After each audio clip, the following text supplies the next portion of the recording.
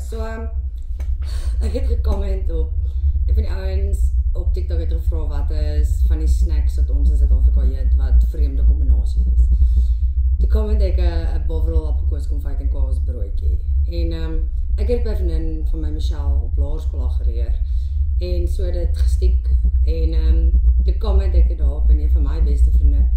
Hy sê dis nie snacks, wie eet dit? Is dit my seentjie wat dit eet? Ek sê nee, ek gaan nou ek sal vir 'n video maak waar ek vir 'n wysige broodjie maak en eet en tot jy hom nou nie probeer het nie, kan jy nou nie eintlik kommentaar lewer op die broodjie nie. So twee stukkies brood wat jy vat en dan sommer tuisgemaakte appelkoeskonfyt. Bovrol, soos ons almal hom ken. Jy kan margarine gebruik so, maar ek het botter wat ek gebruik. En dan almal die bakkie prys. Jou gerasperde kaas. Okay, so as jy lekker dik jou botter gesmeer het, dan volgende gaan jy aan die een kant jou appelkoeskonfyt smeer en aan die ander kant jou bovrol smeer. Jy moet ook sorg dat jy genoeg appelkoeskonfyt opsit, dat hy genoeg want jy gaan nou kaas in die middel sit, dat hy genoeg smaak deurtrek. Nooit geluk dat ek nou vir mense sal wys hoe om 'n appelkoes en bovrolbroodjie te maak nie.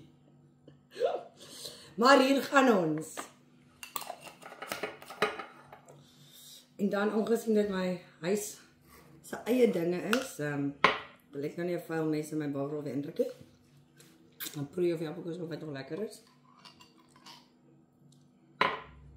En dan moet jy natuurlik ook nou genoeg bovrol aan die ander kant ook opsmeer. Ek kan nou nie skiep en synig wees met die bovrol aan die ander kant nie. Dan trek hy nou weer nie genoeg sout deur nie. Dan sal ek nou eers hom op 'n broodjie, op 'n bordjie. Maar ek wil nou nie die bordplank onnodig vuil maak met hoop kaas wat daarop lê en dan moet ek dit nou opvee na die tyd nie. Ek sal nou maar eerder die kaas uit my bordjie uit eet.